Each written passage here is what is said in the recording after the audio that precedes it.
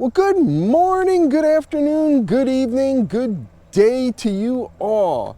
Whenever you're watching, my name is Mike, and thanks for tuning into my channel. Today on this video, we are going to go over the 3 basic things that everyone should know about electric vehicles. And yeah, 4 basic things. So stay around till the end because number 4, I promise you, is going to save you hundreds of dollars.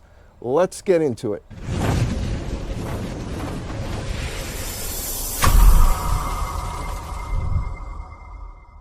Whether you love electric vehicles, can't stand them, are thinking about buying one, or maybe knows somebody who's owned one and you're not quite sure what to think about them, this video is definitely for you.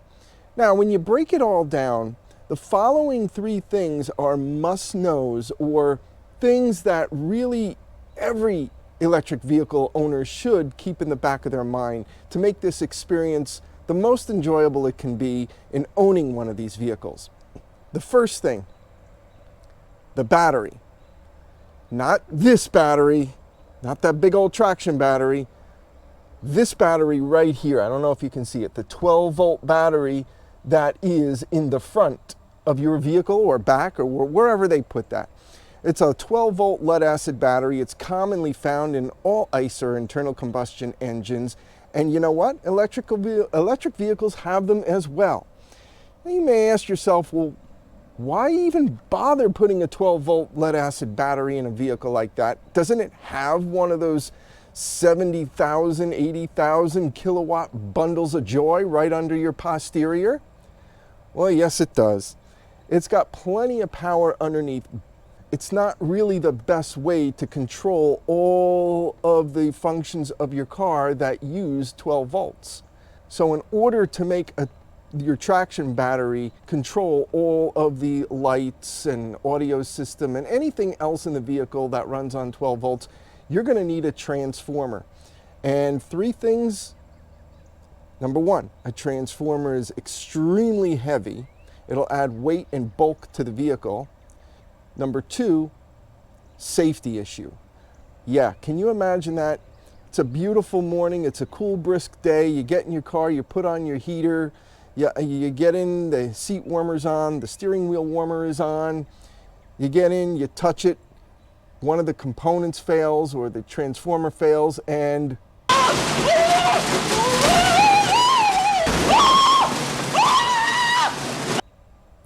well, you get the picture. You're not going to have a very good day, are you? And unfortunately, you're not going to be able to subscribe to any YouTube channels. And the final reason why you have a 12-volt battery in your vehicle is because, let's face it, it costs a hell of a lot of money to put additional components in the vehicle, and it really doesn't make sense to do so. I mean, EVs are expensive enough. Can you imagine throwing on another $4,000, $5,000, $6,000 to put a transformer in your vehicle so you don't need one of those? It really is a practicality thing and a safety issue. Now, folks, what makes this 12-volt battery in an electric vehicle different than the battery in an ICE vehicle? Well, there is pretty much no different. This is a 12-volt lead-acid battery, just like you'll find in your traditional internal combustion engine. It's the way it's used and charged that makes a difference. So I'm telling you to keep an eye on the EV battery because it doesn't last quite as long as a battery in an internal combustion engine. And you may ask yourself, well, why is that? Well, it's quite simple, really. Well, maybe it's not so simple, but here's the facts. A 12-volt battery in an electric vehicle really doesn't have to do a lot of work. You know, it powers your headlights, your entertainment center, your infotainment center. Anything that traditionally uses 12 volts a current is going to be powered by that lead-acid battery in your vehicle. You see all the electronics in this vehicle. It's so easy to leave something on in your electric car, or you have an app on your phone that you're checking in with your car. Anytime you wake up that vehicle, it's drawing power from the 12-volt battery. which of course depletes it and it has to be recharged. Third most important thing about this battery, and all cars have it, all right? Check with your owner's manual or however you want to check online, but there's a safety protocol built into these units. And on the Kia Hyundai models, if your traction battery is down to 20% or less, it will not charge that 12-volt battery. That's correct. I don't like it. I wish what would happen is on these vehicles, hey, you're at 20%, we're going to disable charging for your 12-volt. I wish it would tell you that, and then you can hit a button to override it. I mean, you're on the road maybe, and you're listening to your radio, you've got the air condition on, you've got your lights on because it's at night. The battery is at what, 20, 21%, and you've got another, I don't know, 30 miles to the next charging station. You know where it is, you know it's open, you're going to get there, right? So you're driving that, you're not really thinking of it because you've already planned this out. Well, once your battery, your traction battery, is at 20%, it is no longer charging that 12-volt battery. So all the accessories you're running, coming off that battery, it's not being replenished by that traction battery. And it's a shame because if you lose power on the road, in the middle of the night, or whatever time of day, it doesn't matter, it is pretty concerning.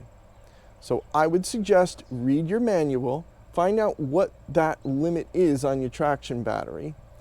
And if you know, for example, this is 20%, so if I see that the battery is down to 20%, I'm going to try to turn off as many accessories as possible because I know that the 12-volt battery is not going to be charged by the traction battery. Now, in an internal combustion engine, it has one more function that it never ever sees in an EV, and that is it starts the engine, which in this case, there is no internal combustion engine to start. It's simply, you may hear a click in some cars too. It just sends a little bit of voltage and opens and closes relays, or we can call them big switches, which engages the traction battery to the motor and other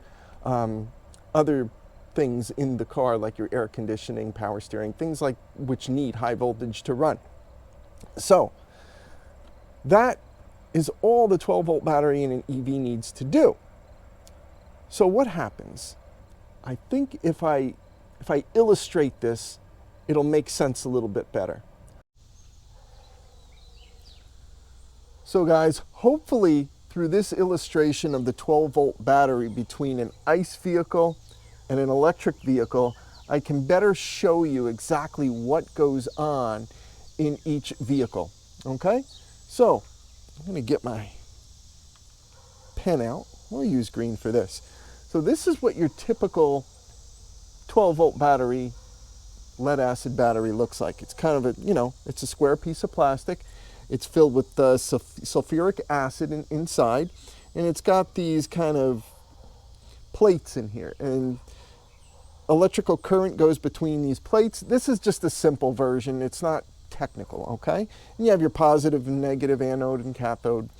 And of course, you put your wires here, they go to the starter, whatever, you turn your key and your car starts, okay? So, brief description. So in an ICE vehicle, before you start your car, it usually is, if you have a good battery, it's usually hanging around at about 12 volts. It's kind of right in this area, okay? Then you start your car. When you start your car, you turn your key, it engages the starter motor, which uses a tremendous amount of power. So, boom, it drops that way down, okay? Because it needs all that energy. Car starts, okay? It engages, it starts. The alternator kicks in. The alternator is what charges. It's that round, it looks like a little motor in there, and it charges the battery. So that kicks in right away. It provides power to the vehicle. So that starts the charging process right away. So it kind of is all over the place, and it's kind of charges the vehicle around 14%, okay? Not percent, 14 volts. These are volts. Ooh, okay? All right, you're using some of the accessories in your car. You're using your lights, you're using whatever. Okay, that may drop it a little bit, but it kind of charges like that. And it's a pretty flat line. Okay, you park your car, your battery drains a little bit, it's hanging out right here.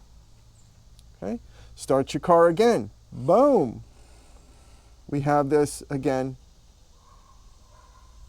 Okay, and that's pretty much what you get. Boom, start it again. You get the idea. This is day one. Okay, you may start your car a couple times a day. Going into day, start your car again. Hangs out up here. But you can see it's consistent, all right?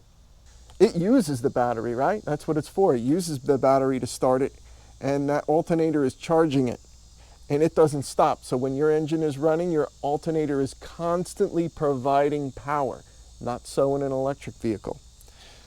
An electric vehicle, let's assume it's hanging out at 12 volts, okay? You use your accessories, right? And you're using them. It drains the battery. We don't have an alternator in the car, so you're not going to get it charged right away, right? So it kind of drops. You get maybe 10, 9.5. Now, your car senses, you know what? The battery needs to be charged. Well, that traction battery is now going to charge your 12-volt battery. But it doesn't do so right away. It doesn't spin up. It's not mechanical. It does that quite slowly. So, it could take a while. And we charge up. Okay, and we're here. Okay, same thing. Okay, we use your power. It goes down. Up. We think we need a little bit of a charge. So it kind of goes up like that. There's no jolts. All right? So a 12-volt EV battery kind of looks like this. All right? Now here's where it gets a little scary. Remember I said that once your traction battery gets 20% or lower in the Hyundai and Kia lines, let's say this happens, huh? You're driving, okay? Now we're going to just keep going here. And you're down here, and the car says, hey, look, we need to charge again, but your traction battery is under 20%. Well, guess what? It's not going to charge. So if we put the points here, okay, it charges, it charges, it charges. At about 10 volts, let's put it that way. It could be a little less, that's 9. I mean, between 9 and 10, it should start charging. But let's say for a goof, that's where it charges. So it's 20%. Well, my car isn't going to charge. So what happens? It drops below. Now we're at 8 volts. 7. Now it's getting dangerous. Now, when it's here, we are in danger of losing power from the 12-volt battery. And I think this is why, there are a lot of situations. In fact, there are a lot of buybacks from manufacturers because the battery, their 12-volt battery, keeps on dying or is not recharging. And that is because they have dropped below this 20% threshold. So it's very important to keep your traction battery charged above 20% or turn off the accessories to slow the amount of usage. Then you get to a charging station, you charge it up or you charge it at home. It will eventually charge. Okay? And that's it in a nutshell.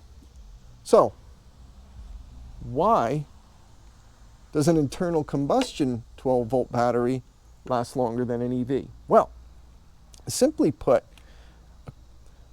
we have, there's debris, there's buildup on these plates like that. Okay, you get buildup from the acid in minerals and things like that. They build up on here. Every time you start your car, boom, like that, you put a tremendous load on the battery. And then it charges right away, right? On the ICE vehicle. That knocks some of this debris loose and goes down here, right? So every time you start your car, that's a good thing. Every time you use a tremendous amount of power from your battery and charge it right away, it shocks it and releases some of this debris, which keeps these plates clean or cleaner than driving an EV, because you see there are no spikes. You don't use a starter motor. You don't need 600 cold cranking amps. You're not going to use it that way. This is more of a wave, which does not allow, there is no shock to the battery, which unfortunately will not release any of the debris on the plates. And that's why some people say, and they are right, that a 12-volt battery in an EV does not last as long as a 12-volt battery in an ICE engine. That's the main reason. So, all in all, remember, Kia, Hyundai vehicle, 20% traction battery, no good. You could lose you can lose all your accessories and all your 12-volt capabilities. ICE vehicle, no problem. Never have to worry about it, because that alternator will start right away and start charging it. I hope that helps. Number 2, the battery. Not that battery, the traction battery. That's right. The battery underneath your car is arguably the most expensive component in an electric vehicle. And it's also the most talked about. And it's the reason why most people kind of like shy away from EVs. Oh, I heard the battery could cost $15,000, $20,000, $30,000 to replace. Well, that's true. Well, you know, I have anxiety. It only has a certain range. Well, that's true. Well, you know, what happens? You get the picture. Well, let me tell you something about the traction battery underneath your posterior. You're going to have 60, 70, 80, 100,000 watts of power, okay? And the lithium ion or whatever chemical component are in the traction battery these days is kind of like, think of it as taking care of a human, something like you or me. It kind of reacts the same way, believe it or not. It doesn't like it too hot or too cold. It doesn't perform well in heat or cold. It likes to be at a steady temperature. Also, it doesn't like stress. So if we take care of that battery, yeah, it's going to last quite a while. In fact, according to the Battery University, I'm going to leave a link to that website below. According to them, and they are an institution that does nothing at all except tests on batteries. They find out what the best way to take care of them is, what the best chemical components are. They do all that kind of stuff. You can read about it on your own. Again, I will leave a link in the description. But according to them, if you maintain your battery, the traction battery, it can last you well over 20 years. It can outlast the life of your car without a problem. And let's get into how to do that. Again, as I said before, like us human beings, it doesn't like temperature fluctuation too much. You know, if it's too cold, it's inefficient. If it's too hot, it can actually damage the battery. And that's why in most vehicles, you have something like this. It's liquid cooled to keep that battery at a proper level. Okay, if it's too hot, it's going to cycle this fluid through the battery compartment. It also, the air condition can cool this down to give it additional cooling, as well as warm the battery up during those cold months. All right, so it can run this through the heating unit and warm the battery to its desired temperature. So once that battery is at an optimal temperature, it's going to run just fine, and it's going to be just fine. You won't have to worry about a thing. The second part, stress on the battery. Well, if you're constantly fast charging this battery, it's going to cause stress. It doesn't like that, all right? We don't want to throw a ton of juice in there all the time. That doesn't mean if you're going on a long trip and you need to charge, it's perfectly fine to do so.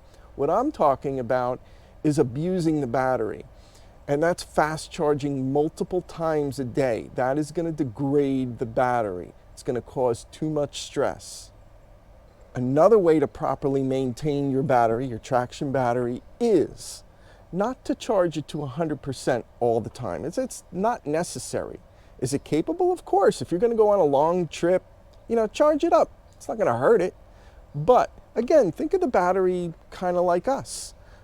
You can eat a bunch of food and fill your stomach up to the top, and you feel sluggish and maybe you don't feel so well, but throughout the day you're not going to need to eat. You're not going to need to eat for 12, 24 hours. You'll be just fine. And vice versa, you don't want to get that battery too low either. You don't want it to get under 20%. And just like us, if we're starving ourselves to 10% down to starvation, that's not good for our bodies. It's also not good for the battery. So the optimal area you want to keep your battery in, again, you can see Battery University in the link below, is between 40 and 60%. That's right. If you're using this as a commuter car, do you really need 100% every day? No. Plug it into your wall charger, 110 or 220, level 1 or level 2 is just fine. Charge it up to 60%, even 50% is fine. Then when it gets down to 40%, go ahead and plug that in. All you really need to do is use 20% of your battery throughout the day. And if you think you need more, throw another 10% in. It's not a problem. Just if you maintain the battery just like that, I promise you that according to Battery University, not me, they've done studies, your battery can and will last you over 20 years. Check it out. Number 3, the third thing that you should realize about electric vehicles, and you know what? This is a sticking point for a lot of people out there. Range. Everybody's who thinks about owning one, well, what do I do? There's not enough charging stations. I need 300 miles. I need 400 miles. Listen, I want to compare range to efficiency. And you really, really, really should do this as well. All right? This particular vehicle, the Kia Niro EV, has a 64 kilowatt battery in it. All right? It gives me, on a good day, between 250 and 260 miles of range. So, quite simply, on a full charge, I can drive 250 miles on a full charge before I need to recharge the vehicle. Now, I am never going to drive 250 miles in one day. I shouldn't say never. There could be a time where I drive over that. But I have to know that, okay, once that time is near, we need to stop and get a charge. Efficiency is different, okay? Efficiency, think of that as miles per gallon or kilowatts per mile in the electric version. Now, if you want to get higher range in an internal combustion engine, that's easy. Just put a bigger fuel tank in there. I mean, it doesn't weigh hardly anything, and it's probably cheap enough to put it in there. You've probably seen pickup trucks with this big old fuel tank in the back. Now, granted, they're probably not using that fuel for their truck. They're probably using it for excavators or lawn equipment or whatever they're using it for. But if they wanted to, if it's the same fuel, they can certainly put it in their truck and use that to enhance their tank capacity. Not a problem, right? Pretty easy. Can't do that so much on an EV, all right? On an EV, to get more range, you got to put a bigger battery in there. Bigger battery means a lot more space. Usually, you need more space. Number 2, it adds weight to the vehicle, which reduces efficiency. And number 3, and most important, a bigger battery is going to add to the cost of the vehicle. So you really need to take everything into account with that. I just want to compare two vehicles. So the latest Ioniq 6 by Hyundai has I believe a 75 or 76 kilowatt or 77 kilowatt battery in it. And that, my friends, gets over 350 miles of range. So you don't need to charge that sucker for 350 miles. That's what that means. It's very efficient. What makes it efficient? Number one, it's the shape of the vehicle. You've always seen those electric vehicles. Well, why do they look so crazy? Why do the wheels look, they have this like space age look? That's functional. A lot of that is functional. We want to cut down that drag, those aerodynamics, that drag coefficient, they call it. And the Hyundai Ioniq 6 has the same, if not better, drag coefficient than a $300,000 sports car made for going fast. That, along with efficient electronics, such as heat pumps, using heat pumps instead of resistant heat. Again, I'm going to link a description to technology connections on that so you can learn a lot about heat pumps. He's a great guy, pretty funny too. I love his channel. I'll leave a link in the description. You're going to love this guy. He talks about everything. I'm going to leave another link for another thing later, but yeah, try that out. So what really is a heat pump is an air conditioning running in reverse, all right? Resistive heating is a bunch of coils. You've probably seen that on a space heater. They get hot, they glow, and then there's a fan that blows air over those hot coils, and that produces heat. Well, that's very inefficient. It uses a lot of battery power. Whereas running your air conditioner in reverse is pretty easy, so that wasted warm air is now reversed and put into the cabin rather than outside. So with the heat pump and aerodynamics, that will make the electric vehicle more efficient.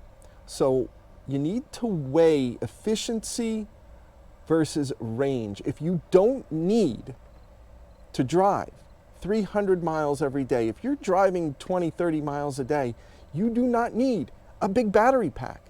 Just get yourself an efficient vehicle if you're doing commuter. So again, you can buy a Hummer, right? And that has a 200 kilowatt battery. Yeah, those Hummers, these big old monsters, have a 200 kilowatt battery, and they get about 300 miles of range. Or you can get an Ioniq 6, which has a 76 kilowatt battery in it, and get 350 miles of range. So you tell me, which is more efficient and which makes more sense to drive as a commuter car? Well, ladies and gentlemen, thank you for sticking around, and those are the top three. Oh yeah, I forgot. Number 4, right? Yeah, we have a bonus feature here. Correct, that's right. And this number 4 is going to potentially save you hundreds of dollars. Now, whether you own an EV or not, or you think you want to own an EV or know somebody who owns an EV, let me be clear on this. 100% clear. This is a fact. It doesn't matter what anybody else says or tries to sell you. If you are going to charge at home, you're going to do level 1 or level 2 charging, you do not need a charger. What? I said that's correct. You do not need a wall-mounted charger. What? No, you don't need one of these, or you don't need a charger. What? That's right. You don't need to spend $4, $5, $6, $8, $1,000 on a charger. Why, you may ask? 'Cause Stone Cold said so. No, that's not why. But your vehicle, no matter what electric vehicle you own, already has a charger built into it. That's right.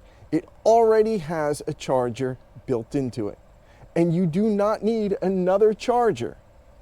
Again, I'm going to leave a link in the description below to Technology Connections, and he can explain this to you quite thoroughly.